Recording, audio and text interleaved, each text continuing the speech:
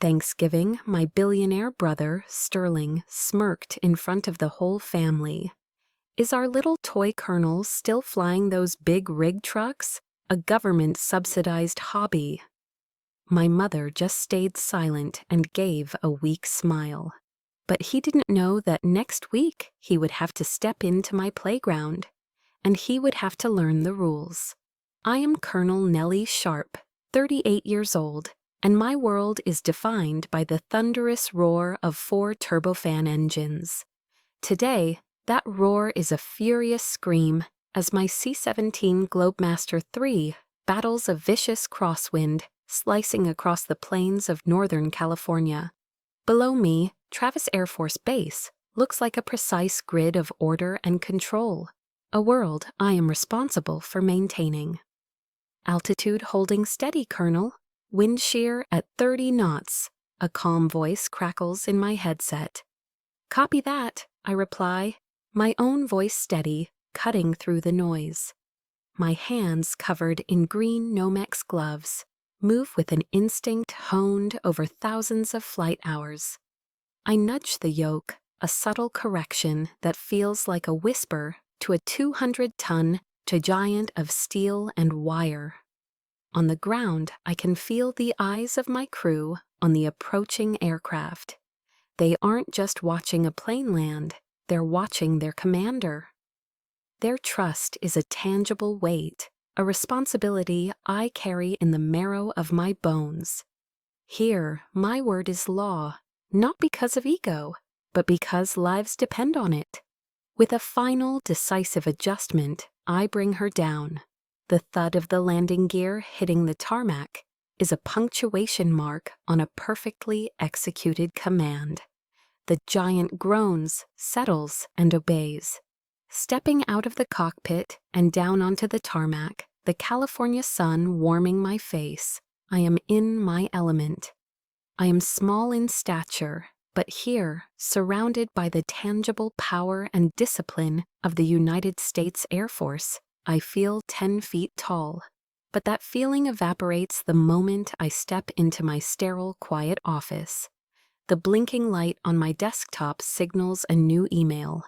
My eyes scan the sender line, and a familiar cold dread seeps into my stomach, chilling me more than any high-altitude wind. The name reads Sterling Vance, my brother. The walls of my office, adorned with commendations and flight maps, suddenly feel like a fragile facade. The armor I wear every day, the uniform, the rank, the unwavering authority cannot protect me from the wounds inflicted by my own family. And the name on the screen hurls me back in time, back to a wound that has never truly healed. The memory is sharp, rendered in the golden, buttery light of a Thanksgiving feast. The scene is my brother's opulent mansion in Greenwich, Connecticut, a place so vast and silent it feels more like a museum than a home. The air is thick with the scent of roasted turkey, sage stuffing, and the faint, sweet perfume of my mother's Chanel No. 5. A long mahogany table gleams under the light of a crystal chandelier, set with silverware so heavy it feels ceremonial. And there at the head of the table sits Sterling. He is the king in his castle, resplendent in a custom Tom Ford suit, a Patek Philippe watch gleaming on his wrist as he raises a glass of amber liquid, Macallan 25, no doubt. His eyes, the same blue as mine but colder, land on me. I'm in civilian clothes, but it doesn't matter. To him, I am always in uniform. A smirk plays on his lips. A toast, he announces, his voice dripping with condescending amusement. He gestures his glass toward me. To our little toy colonel, still playing with her government-subsidized flying trucks? The words hang in the air, a deliberate strike. He continues, his voice booming. It's a wonderful hobby. We should all be so lucky to have the taxpayers fund our passions. His laughter echoes in the cavernous room, a sharp, cruel sound. A few of his business associates chuckle politely. I feel my face flush, a hot wave of shame and anger.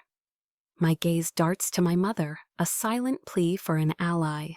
She offers none. She just sits there, a strained, placating smile on her face, her eyes refusing to meet mine. "Now, Sterling, don't tease your sister," she says, but her tone is weightless, an admiring indulgence of her brilliant son. It's a complete and utter surrender. A lump forms in my throat, hard and painful. In that moment, I am not a colonel in the United States Air Force. I am not a woman who commands a squadron and is responsible for hundreds of lives. At this table, surrounded by my own family, I am invisible. I am a decoration. A sharp knock on my office door shatters the memory, pulling me back to the present. I blink, the sterile white of my office walls, a stark contrast to the warm, suffocating gold of the memory. I stand up and walk to the window, my boots silent on the linoleum floor. Outside, the C-17s sit on the flight line, their gray fuselages stoic and powerful under the setting sun. They are my giants of steel, my silent partners. This is my world. A world of procedure, of physics, of consequences. A world where discipline is not a suggestion, but the very framework that keeps us all alive. It's a world Sterling's money can't buy, and his influence can't bend. A new feeling begins to crystallize inside me, cold and hard and clear. This time will be different. I will not swallow his poison and call it family duty. I will not let my mother's silent complicity render me powerless. He is coming here. He is stepping out of his world of tailored suits and abstract profits and into my sanctuary of flight suits and concrete reality. Here I write the rules. Here my authority is real. I think of my father, a decorated army colonel, the only one who ever truly understood. He saw the fire in me, not the gender. Sterling had turned his funeral into a networking event, reducing his life of service to a footnote in a business eulogy. A cold, quiet vow forms in my mind. Not here, Sterling. You will not do it here. You will not turn my father's legacy and my own into a punchline. Not in my house.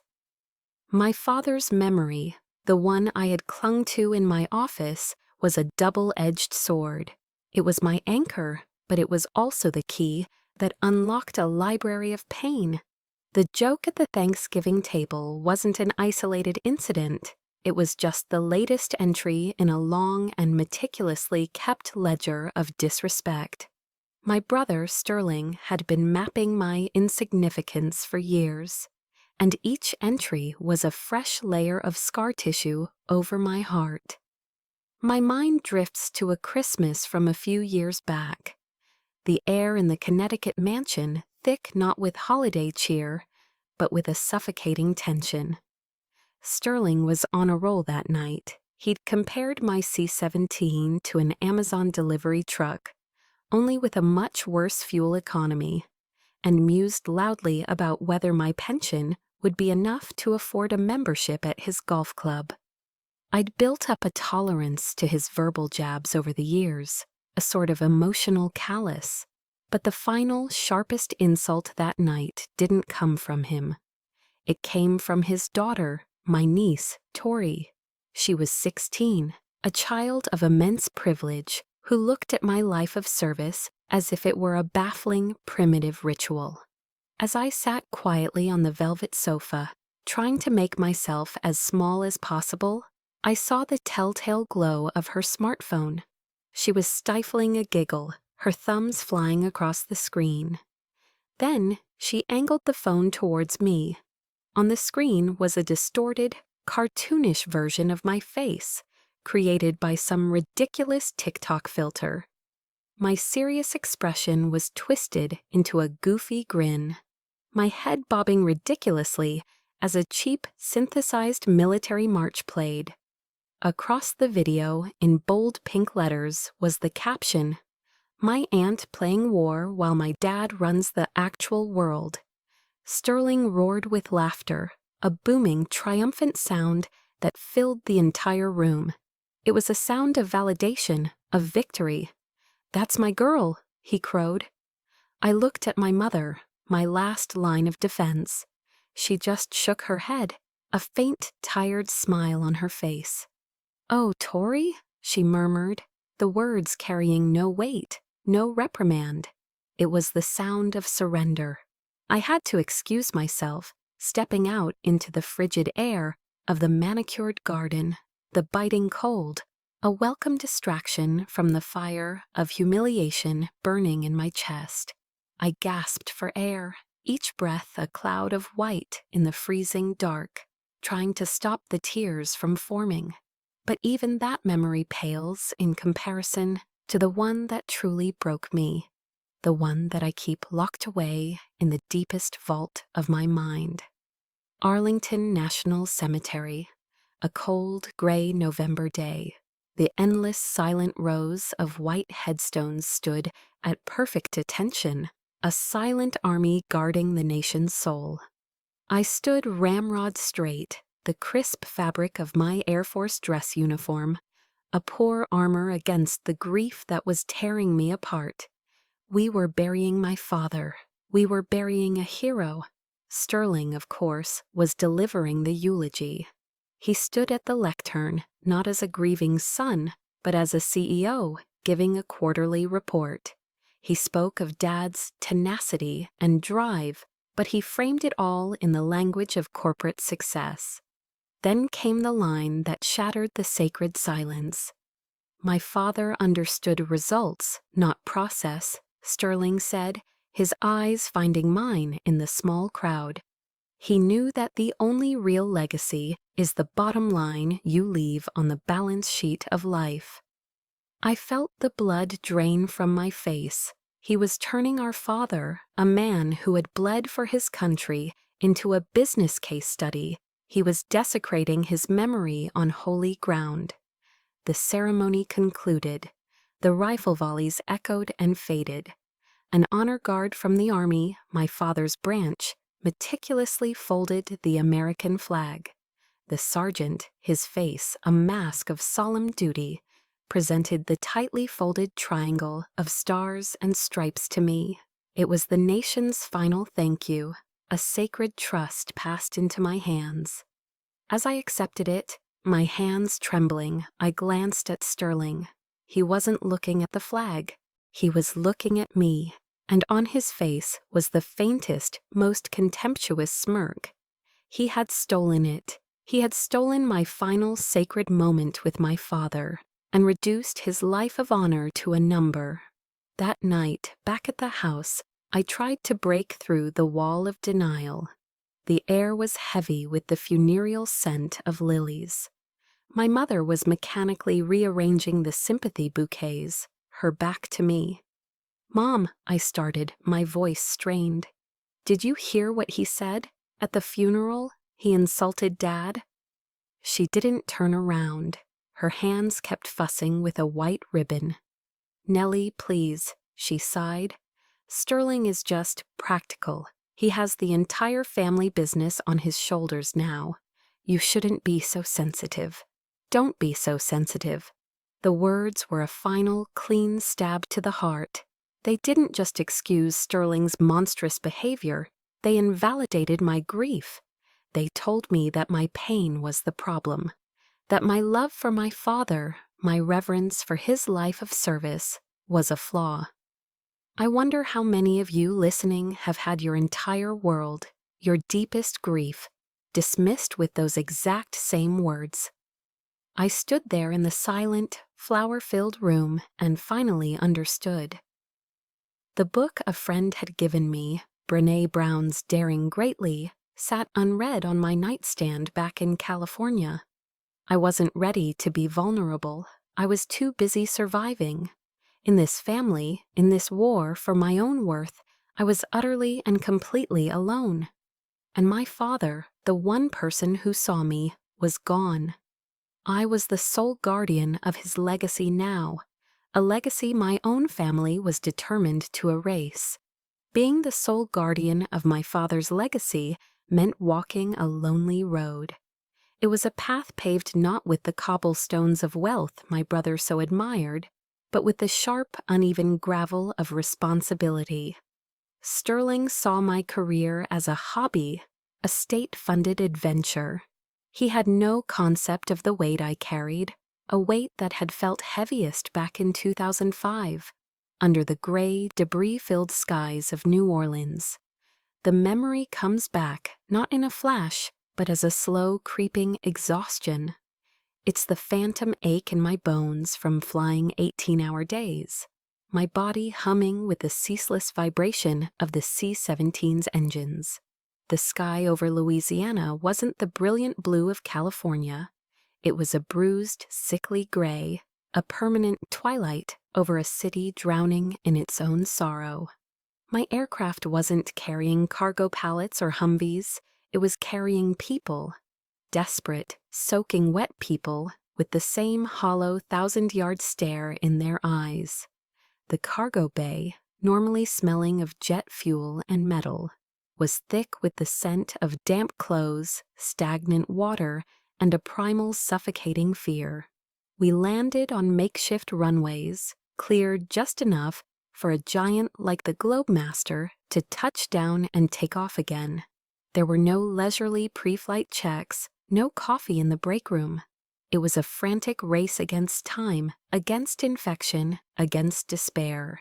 Each takeoff was a victory, a small pocket of humanity lifted out of hell. This wasn't Sterling's idea of a war game. This was a war against chaos, and every single second mattered. This was the burden of service, a concept as foreign to my brother as humility. One night, the burden became almost too much to bear. On a late flight out of Louis Armstrong Airport, a quiet darkness had fallen over the cargo bay. We were flying a medical evacuation, the cabin filled with stretchers. Among them was an elderly woman, her face a roadmap of a long, hard life. We had done everything by the book, the medics working tirelessly, but she was too frail. She slipped away quietly, mid-flight, a silent surrender to exhaustion and heartbreak. I felt it the moment she was gone. The air in the plane seemed to change, to grow heavier. A life had been extinguished under my command, on my watch.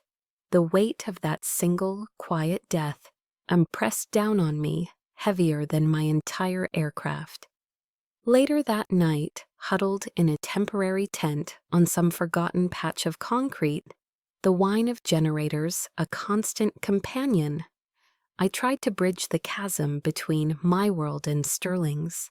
I opened my laptop and started writing him an email. My fingers flew across the keyboard, a desperate attempt to explain. I wrote about the look in that old woman's eyes before they closed for the last time.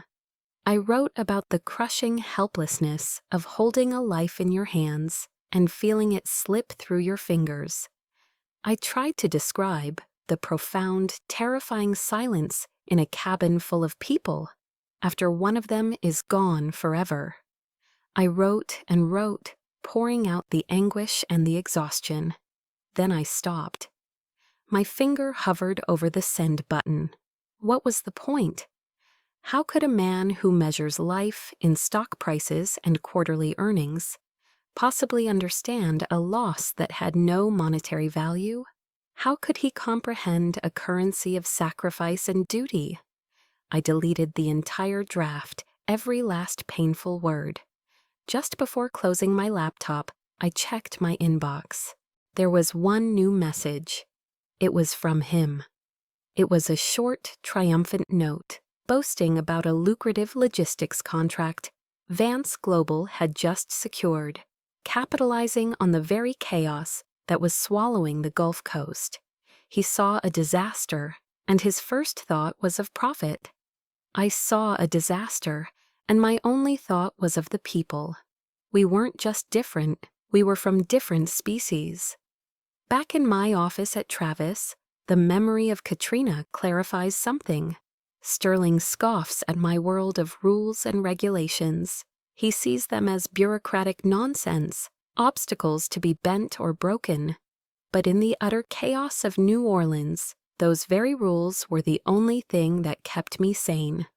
The checklists, the procedures, the chain of command. They weren't a cage, they were a steel framework. They were the skeleton that held our world together when everything else was falling apart. They were the difference between a rescue mission and a panicked mob. Sterling saw rules as a weakness. I knew they were the source of my strength. In that moment of clarity, a new resolve settles over me. I think of a quote from General Norman Schwarzkopf I'd heard once, about how true leadership is a profound responsibility. I sit down at my desk, my back straight, my exhaustion replaced by a cold, sharp focus. I pull up the Department of Defense regulations on my computer, specifically the directives concerning civilian VIP transport on military aircraft. My eyes scan the dense text, line by line, paragraph by paragraph. I read about security protocols, background checks, and conduct requirements. I absorb every word, every subsection. A plan begins to form, not out of anger, but out of a deep, resonant understanding of my own power. Sterling thought my world was a game. Fine. If he wanted to play on my field, he was about to learn that my game has rules. And there are no exceptions. The weight of my decision to enforce military regulations on my own brother settled heavily in my gut. This wasn't just about winning an argument, it was about defending my world. And in my world, a commander is nothing without her team. The next morning, I called an unscheduled meeting. The two people who walked into my office were the bedrock of my command. Chief Master Sergeant Marcus Rico Alvarez was a seasoned Mexican-American airman whose calm demeanor masked a fierce loyalty. He'd been in the Air Force longer than I'd been alive and had seen it all. Beside him was Staff Sergeant Evelyn Evie Chen, a brilliant and sharp-witted flight engineer of Asian descent. Young enough to be my daughter, but with an old soul's wisdom. They were my right and left hands. I kept my briefing short and devoid of emotion. I didn't tell them about the years of mockery or the desecrated eulogy. I didn't need to. I simply stated the facts. We have a civilian VIP arriving for a familiarization flight, I said, my voice crisp and professional.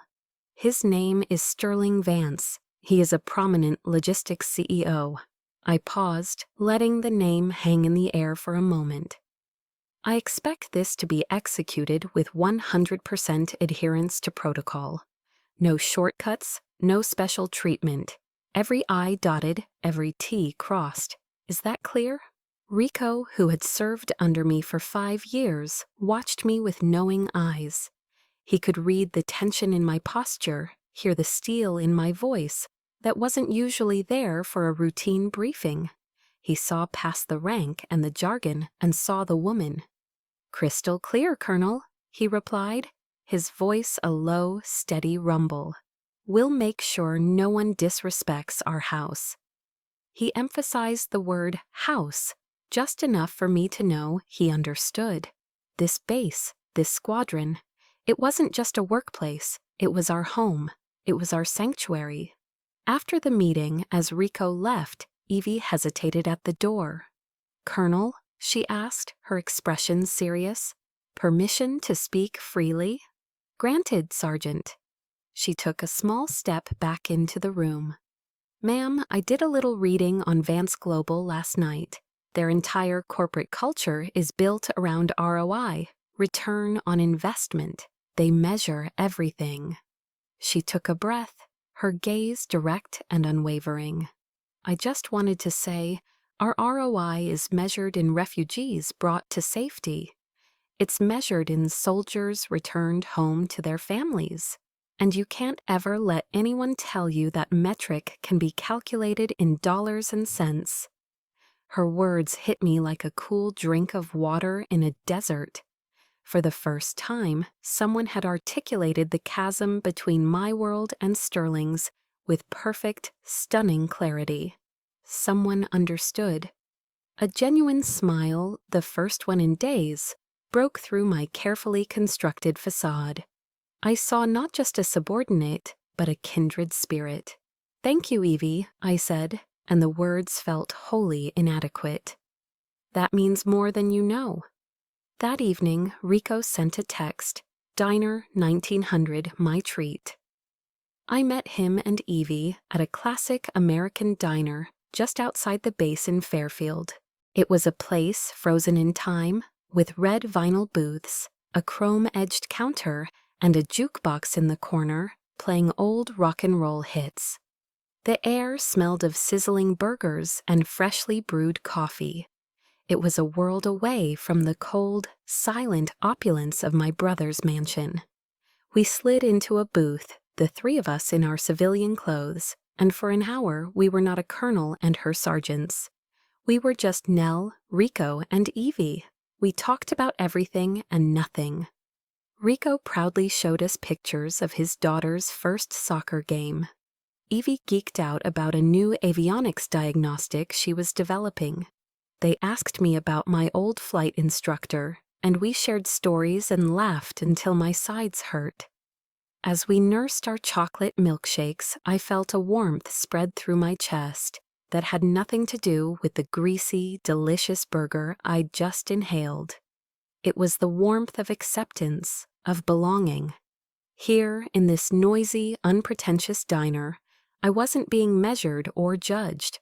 I was just seen.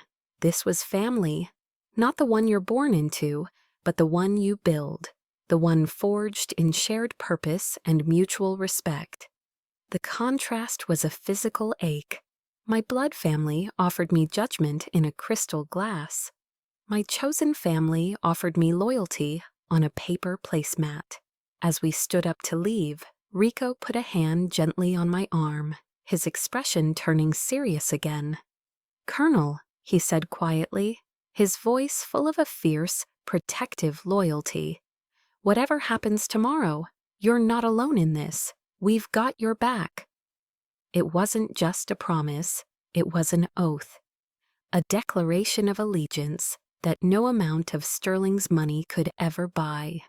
It was a shield, and as I walked out into the cool California night, I felt stronger and more prepared than I had in years. They had my back, and tomorrow I knew I was going to need them.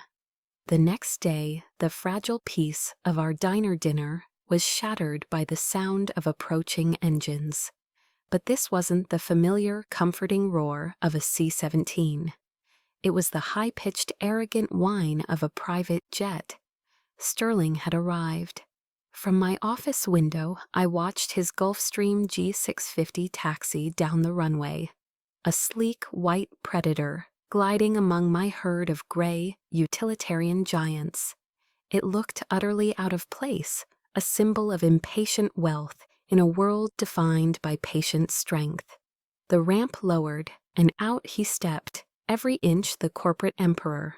He wore a dark, impeccably tailored suit and a pair of Purcell sunglasses that hid his eyes but not his smirk.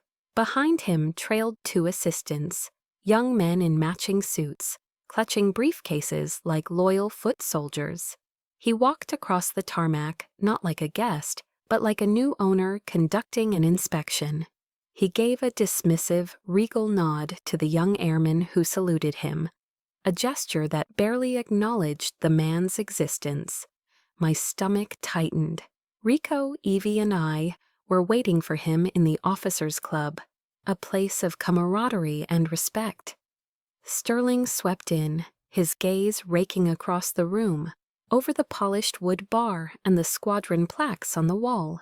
He didn't offer a handshake. He simply stopped in the middle of the room, peeling off his sunglasses.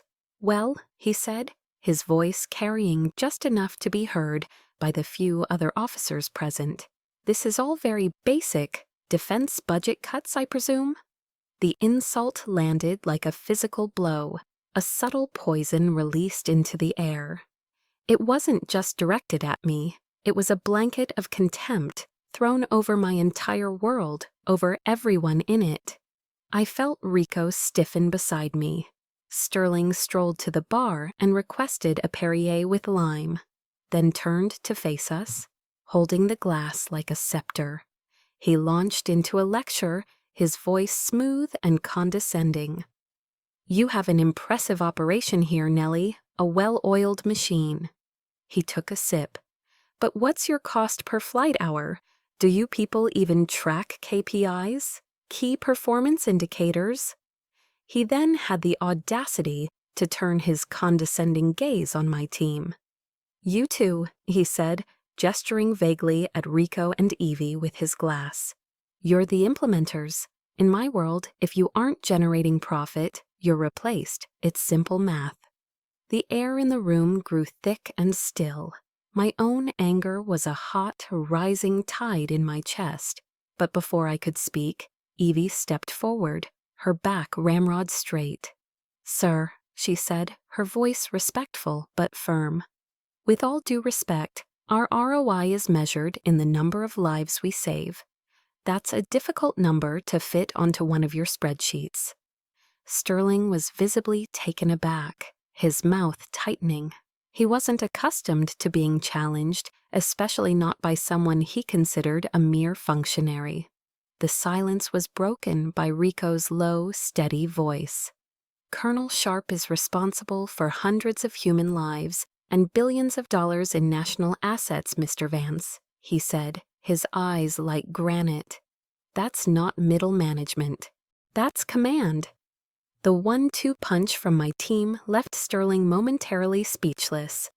His face flushed with anger, and he whirled on me, his true target. "You let your staff talk to me like that, Nellie?" he hissed, the word staff laced with venom. That was it. The tide of my anger crested.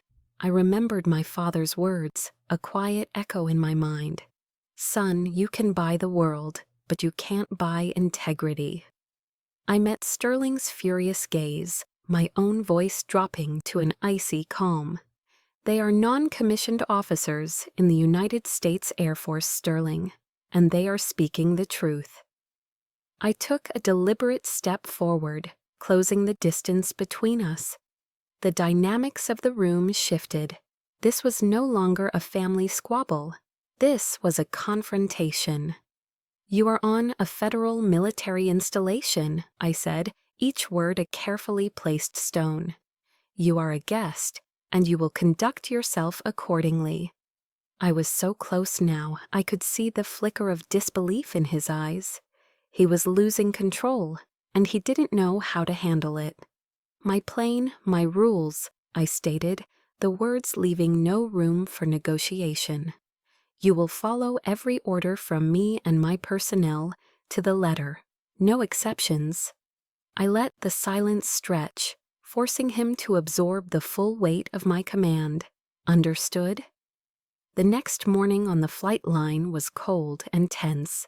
The C-17 sat waiting, a patient gray beast, its systems checked, its crew ready. My crew. They had been on time, focused, and professional. We were only waiting for one person and his entourage. They arrived 15 minutes late. They didn't hurry. They strolled across the tarmac as if they were walking through a park on a Sunday afternoon, each of them holding a large Starbucks coffee cup. There was no apology, not even a hint of awareness that they had kept an entire military flight crew waiting. Sterling, ever the showman, slapped the massive fuselage of the plane with the palm of his hand. "All right, Nellie, let's get this show on the road. Time is money, you know." I stood with my clipboard, my expression unreadable. I didn't even look up. "You're late, Sterling, and food and beverages are prohibited in the flight line's restricted area." My voice was flat, a simple statement of fact. He let out a short, barking laugh. "Oh, come on, don't be so rigid, sis, it's just coffee." Then, with an air of supreme indifference, he pulled out his smartphone. He turned his back to me and held the phone up, angling for a selfie with the massive tail of the C-17 behind him. That single arrogant act lit a fuse inside me. The flight line is a dangerous, dynamic environment. Using a personal electronic device, there is not just against the rules, it's a flagrant disregard for the safety of every single person present. Rico Alvarez moved instantly. He was by Sterling's side in 3 long strides, his voice firm but controlled. "Sir, I need you to put the phone away, please. This is a restricted area." Sterling waved a dismissive hand, not even bothering to look at him, his eyes still on his phone's screen as he tried to find the perfect angle. "Just grabbing a quick pic, Sergeant. Don't get your panties in a twist." That was it. That was the last straw. All the years of insults, the mockery, the belittling of my life's work, all of it coalesced into that one moment of public, dangerous disrespect. I walked towards him, my boots making a sharp, rhythmic sound on the concrete. The wind whipped across the tarmac, but my voice cut through it, cold and clear and loud enough for the entire crew to hear. "Sterling Vance." He turned slowly, the smug, self-satisfied look still plastered on his face. "I am giving you a direct order to put away that electronic device. Now this is your final warning." He stared at me, a defiant glint in his eye. He saw his little sister, not a colonel. He saw a family dynamic to be exploited, not a commander to be obeyed. He raised his chin, a deliberate, calculated challenge in front of my people. "Or what, Nell?" he sneered. "You're gonna give your big brother an order?" In that instant, a core principle from officer training school flashed in my mind, as clear as a bolt of lightning.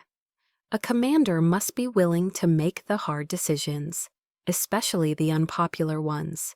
Hesitation is a luxury you cannot afford. And just like that, all hesitation vanished. The years of swallowing my anger, of keeping the peace, of being the sensitive one, it all burned away, leaving behind the cold, hard certainty of my command. I was no longer his little sister. I was Colonel Sharp. "Security," I yelled, my voice ringing with an authority that Sterling had never heard from me before. 2 uniformed security forces airmen, who had been standing by, snapped to attention and were at my side in a heartbeat. I didn't look at Sterling's shocked face. I addressed the sergeants. "This individual, Mr. Vance, has refused to comply with a direct order and has committed a serious safety violation on an active flight line." My voice was devoid of any emotion. It was the voice of command. "You will escort him and his party from the restricted area immediately. The VIP flight is canceled." A stunned silence fell over the flight line. The only sound was the wind. The faces of my crew were a mixture of shock and dawning respect. Sterling stood frozen, his jaw slack, the smirk wiped clean from his face. You wouldn't dare," he stammered, his voice a disbelieving whisper. I finally turned my eyes to him, my gaze as cold and unforgiving as polished steel. And I said the words I know many of you have dreamed of saying. To that one person who has pushed you too far, for too long. "I just did," I said. "Get out." The moment Sterling's expensive shoes were off my flight line, the storm broke. It wasn't a storm of wind and rain, but of phone calls and political pressure. My brother, accustomed to getting his way, immediately weaponized his influence. The first call was from a 2-star general at the Pentagon, a man I knew Sterling had on his list of political donations. His voice was smooth, suggesting I had perhaps overreacted, and that a quiet apology would make this all go away. Then came a call from a congressman's aide, his tone more demanding, speaking of building bridges with the business community. By noon, a few sleazy online tabloids, the kind that thrive on gossip and outrage, had already published articles with headlines like "Power-tripping Colonel Ground's tycoon brother." I weathered it all with a calm I didn't entirely feel. To each caller, I repeated the same mantra, my voice a steady, unwavering line. There was a serious breach of safety protocol. A full incident report is being completed and will be sent up the proper chain of command. In the eye of the hurricane he had created, I was an island of unnerving calm. I knew I had acted correctly. I knew my career was on the line, but my integrity was not for sale. I also knew that simply defending my actions wasn't enough. A good commander doesn't just win defensive battles. They plan a counteroffensive. That afternoon, I called Evie Chen back to my office. Rico stood guard outside, ensuring we would not be disturbed. "Evie," I said, my voice low and focused, "I need you to pull the visitor access and security clearance paperwork for Sterling Vance and his entire team. Every form they filled out." "On it, Colonel," she said, her fingers already flying across her keyboard. For the next hour we sat in silence, the only sound the quiet clicking of keys and the rustle of paper as I cross-referenced the digital files. We scanned through the mundane details, names, birth dates, social security numbers. It felt like searching for a single grain of sand on a vast beach. My eyes were starting to blur when Evie suddenly stiffened. "Wait a minute," she whispered, leaning closer to her monitor. "Colonel, look at this."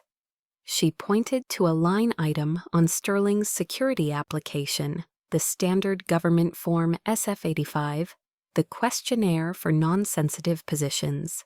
It was a form required for any civilian guest needing unescorted access on base. "Section 7B, Evie read aloud. It asks, "In the last 5 years, have you traveled outside the United States?" On the screen, in the crisp digital file, was Sterling's answer. He had checked the box marked "No." Evie swiveled in her chair, a new window already open on her screen. "He checked no," she said, a grim excitement in her voice. "But I did a quick search this morning. 3 months ago, Sterling Vance was the keynote speaker at the Global Economic Forum in Dubai." She clicked, and my screen was filled with high-resolution photos from news articles. There was Sterling smiling on a stage, shaking hands with a foreign dignitary, a glittering Dubai skyline behind him. There was no ambiguity, no room for error. He hadn't just forgotten a trip. He had actively lied on a federal document, a felony. I stared at the two screens side by side, the lie and the truth. A slow, cold thrill, the kind a hunter feels when the prey steps into the crosshairs, moved through me. My heart was pounding, not with fear, but with a frigid, exhilarating certainty. This was it. This was the silver bullet. This was no longer a messy family drama. This wasn't about my hurt feelings or his bruised ego. This was about the law. Sterling, in his boundless arrogance, believed that the rules, the little rules that govern the rest of us, simply didn't apply to him. He thought paperwork was for little people. My father's favorite Bible verse echoed in my memory, a phrase he'd often quoted with a wry smile. "Pride goeth before destruction, and a haughty spirit before a fall." Sterling's pride, his absolute conviction in his own untouchability, was his Achilles' heel, and I had just found the arrow. I calmly instructed Evie to print everything: the SF-85 form with the false declaration, the news articles, the high-resolution photos. I took the neat stack of papers, squared them up perfectly, and slipped them into a crisp manila folder. I looked at Evie and then at Rico, who had just stepped back inside. A silent understanding passed between the three of us. "Thank you both," I said, my voice steady. "I'll take it from here." That night, I didn't sleep. I sat at my kitchen table, the folder in front of me, a single lamp casting a pool of light on the evidence. I planned my next steps with the same precision I would use to plan a flight through enemy territory. The battle wasn't over, it was just getting started, but now it would be fought on my terms, with my choice of weapon. And my weapon was the truth. A final thought surfaced, a quiet question in the stillness of the night. This was no longer self-defense. This was an attack. Was I really prepared to do this? To burn the final bridge to my own family? The question I'd asked myself in the quiet of the night, was I prepared to do this, was answered for me the next afternoon. Sterling, enraged and unable to accept being thwarted, decided to escalate. He wasn't just going to fight me through back channels with phone calls from powerful friends. He was going to try and execute me in public. He called a press conference. He didn't choose a sterile boardroom. He booked the Grand Ballroom at the Fairmont San Francisco, a historic hotel atop Nob Hill, a place that dripped with the kind of old-world luxury and power he so admired. He invited every major news outlet in the Bay Area and beyond. He was building his own stage, a gilded scaffold from which he intended to publicly hang my career, all while casting himself as the victim and me as the unhinged villain. I knew every detail because his PR team made sure I got the press release. They wanted me to be paralyzed, to sit in my office and watch my own destruction on a live feed. They underestimated me. I watched the feed from a laptop in a waiting town car just a block away from the hotel. I saw him take the stage, standing at a podium backed by a dozen perfectly placed American flags, a carefully crafted image of patriotism. He looked somber, his brows furrowed in feigned concern, his voice filled with a fake, resonant sympathy as he spoke into the forest of microphones. "It is with a heavy heart that I stand before you today," he began, his voice smooth as silk. "My sister, Colonel Nellie Sharp, is a decorated officer, a woman I deeply admire." He paused, letting the lie settle in the air, a poisonous perfume. "But recently she has abused her considerable power, seemingly due to a minor family disagreement that should have remained private." He shook his head sadly, a masterful performance of a grieving brother. "I am not here today out of anger, but out of concern, a deep and profound concern for her judgment, as she commands critical national assets, a concern that her personal feelings may be clouding her professional duties. He was brilliant, he was poisonous, he was trying to destroy my career, my reputation, my entire life, all while wrapping himself in the flag of loving, worried brother. He was painting me as an unstable, emotional woman. A classic, ugly tactic used to discredit women in power since the beginning of time. He was about to open the floor to questions, to let his carefully constructed narrative cement itself in the public mind when the double doors at the back of the ballroom swung open. And I walked in. A hush fell over the room, sudden and absolute. The scrum of reporters who had been leaning forward, pens poised and recorders on, now turned as one. The rhythmic, chaotic clicking of cameras was replaced by a sudden, sharp intake of collective breath. Every lens, every eye, every bit of attention in that cavernous, ornate room swiveled from him to me. I saw Sterling's face on the large monitors flanking the stage. I watched his jaw go slack. The confident, healthy tan seemed to drain from his cheeks, leaving him a pasty, sickly white. The concerned patriarch, the captain of industry, vanished. In his place was a man staring at a ghost. I was in my full-service dress uniform. The dark blue jacket, perfectly pressed, the silver insignia gleaming on my shoulders, my commendation ribbons a neat, solid block of color over my heart. I was not Nellie Sharp, the little sister. I was Colonel Sharp of the United States Air Force, and I was no longer on the defensive. I walked down the center aisle with a steady, unhurried pace, my shoes making no sound on the thick, plush carpet. I walked past the rows of stunned reporters, my gaze fixed forward, and ascended the few steps to the stage. I didn't look at my brother. I didn't acknowledge his presence. I walked directly to the podium, standing beside him as if he were nothing more than a piece of furniture. I leaned into the microphones. "Good afternoon," I said, my voice calm, clear, and amplified throughout the silent, gilded room.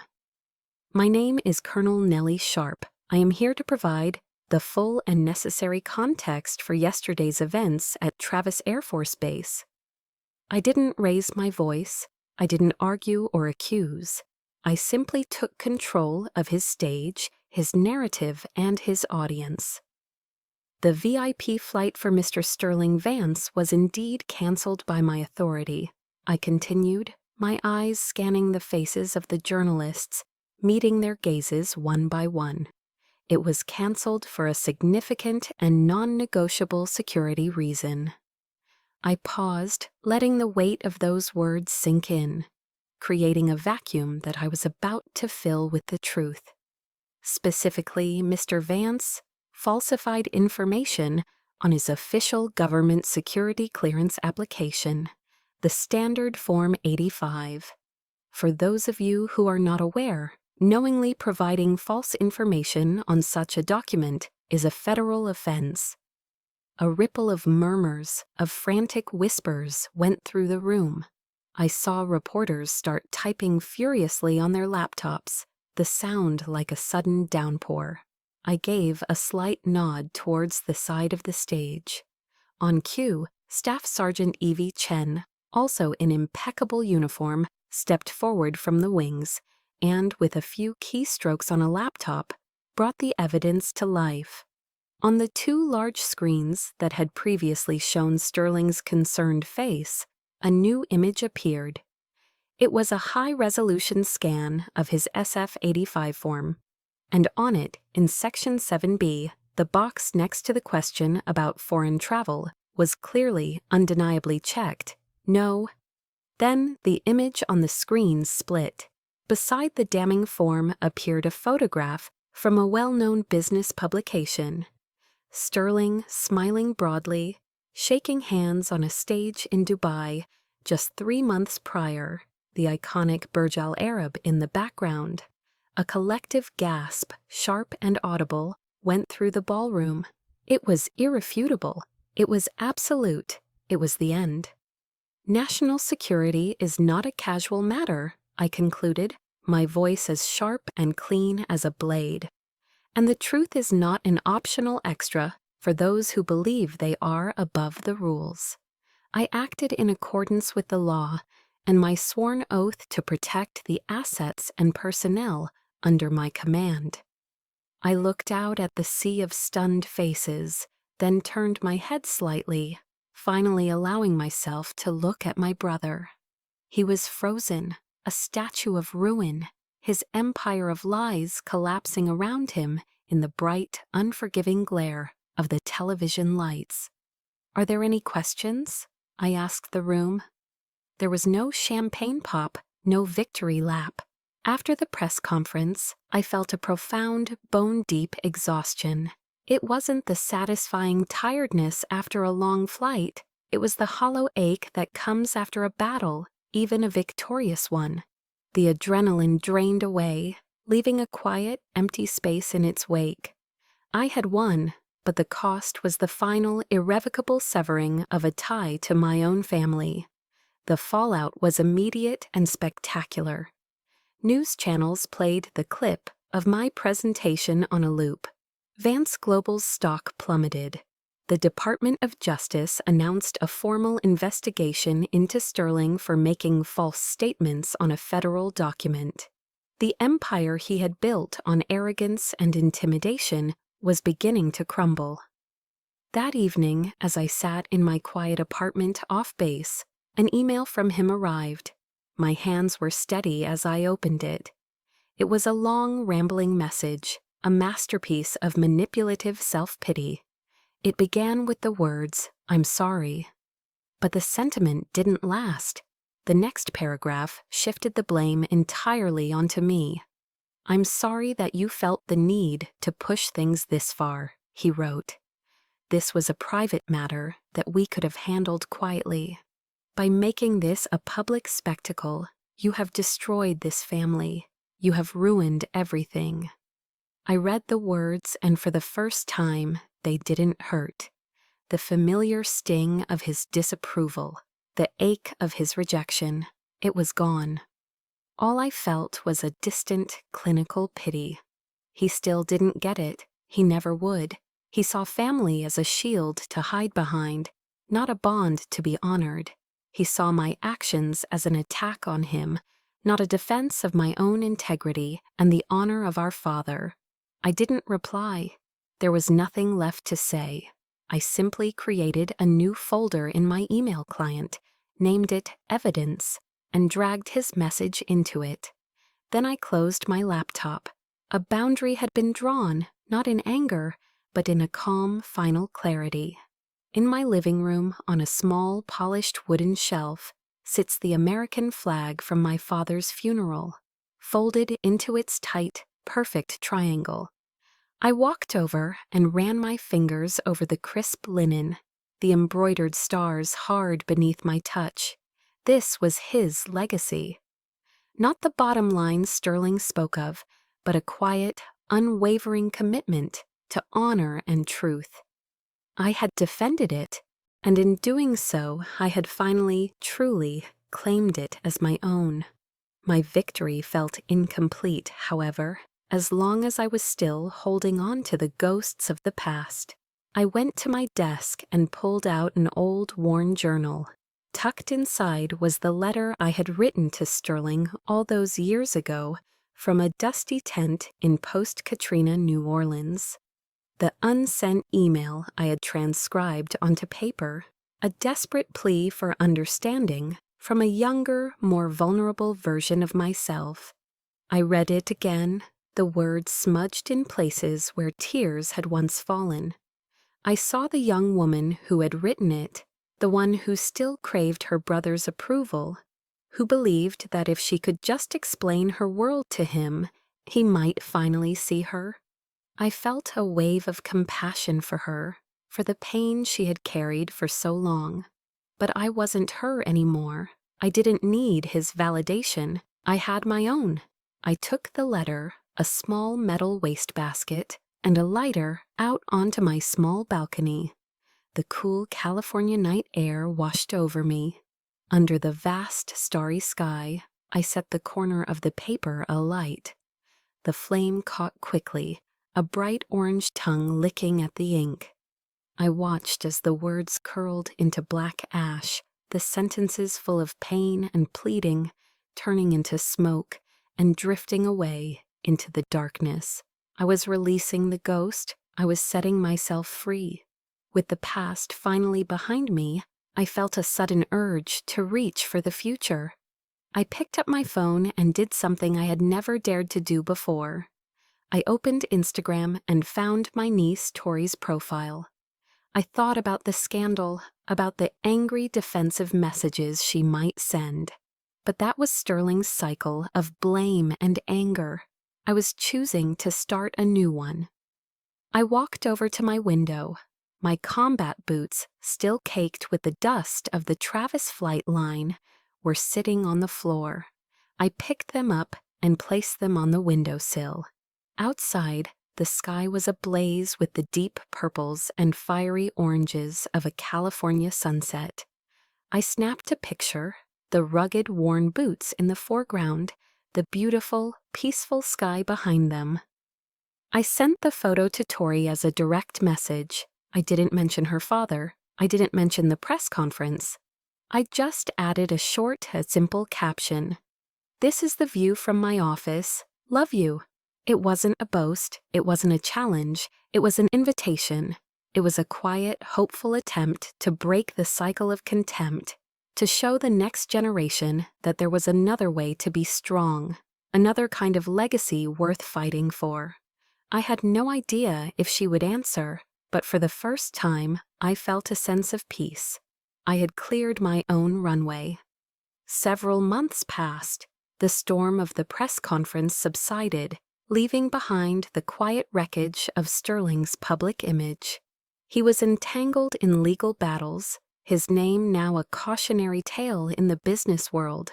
I followed the news from a distance, but it no longer felt like my fight. I had won the only victory that mattered, the one for my own peace. Today I was flying again, but not in the cockpit of a C-17. I was sitting in seat 12A on a commercial United Airlines flight from San Francisco to Hartford, Connecticut. I was going to see my mother, but this time it was on my terms. There were no demands, no expectations, no desperate need for her approval. I was just a daughter going to see her mother. Dressed in jeans and a simple sweater, I felt blissfully anonymous. I was just another face in the crowd, another passenger finding their seat, and for the first time in years that felt like freedom. The constant low-grade pressure to prove my worth, to justify my existence, was gone.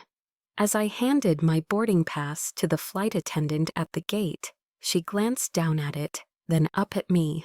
Her professional smile warmed into something genuine. "Welcome aboard, Colonel Sharp," she said, her voice quiet but clear. "Thank you for your service." Her words, so simple and sincere, coming from a complete stranger, struck a chord deep inside me. They held more weight, more meaning than all the grudging, backhanded compliments I had ever received from my own family. I smiled back, a real unburdened smile. "Thank you," I said. "It's my honor." As the plane climbed through the clouds, breaking into the brilliant, unending sunshine above the gray marine layer of the Bay Area, I felt a sense of lightness I hadn't realized I'd been missing. The world below, with its complications and its noise, seemed to shrink away. Up here, there was only the vast open sky. The captain turned off the seatbelt sign, and a chorus of clicks echoed through the cabin. I pulled out my phone, not expecting anything, just scrolling through old messages. And then it vibrated with a new one. My heart gave a little lurch. It was a notification from Instagram, from Tori. My thumb hovered over the icon, a moment of hesitation, a flicker of the old vulnerability. I took a breath and opened the message. It wasn't an apology. It wasn't an explanation or a defense of her father. It was a picture. A screenshot of the photo I had sent her months ago. My dusty combat boots on the windowsill against the sunset. And below it was a simple, 7-word question. "Those boots are so cool, Auntie. Where's your next flight to?" I stared at the words, reading them over and over. A question, a simple, genuine question. It wasn't about money or power or status. It was about my life, my world. It was a flicker of curiosity, a glimmer of respect. It was the beginning of a bridge being built across a canyon of contempt I thought was impassable. The cycle of disregard, the one that had defined my life for so long, had been broken by a single hopeful question. A wave of emotion, warm and overwhelming, washed over me, and for the first time in a very long time, my eyes filled with tears, not of pain, but of a quiet, profound gratitude. I looked out the window again, at the endless sea of white clouds stretching to the horizon. It looked like a fresh start, like a clean blank page. A genuine, unforced smile spread across my face. I no longer needed Sterling's approval or my mother's defense. My worth wasn't up for their debate. It was forged in the cockpit of my plane, in the trust of my crew, in the strength of my own spine. I had fought the most important battle of my life, the one for my own soul, and I had won. Not with guns or bombs, but with truth and honor. The legacy my father had left me wasn't property or stock. It was a compass, and it had finally guided me home to myself. A quiet thought settled in my mind, as clear and peaceful as the blue sky outside my window. For so many years I had let my brother tell my story, casting me as a minor character in his grand narrative. Today I finally flew it myself. My journey was far from over, but the flight plan was now my own. And ahead of me, there was nothing but open sky. This is Colonel Nellie Sharp, and my story has come to an end. But I know for so many of you, your own story continues. You might be facing your own battles, your own family dynamics, or your own fight for respect. My question to you is, what does your open sky look like? What is the one boundary you need to set, or the one truth you need to speak, to start flying your own story? Share your thoughts in the comments below. Your journey matters. And if my story resonated with you, please subscribe to Chosen Revenge for more stories of strength, resilience, and self-made dawns. You are not alone.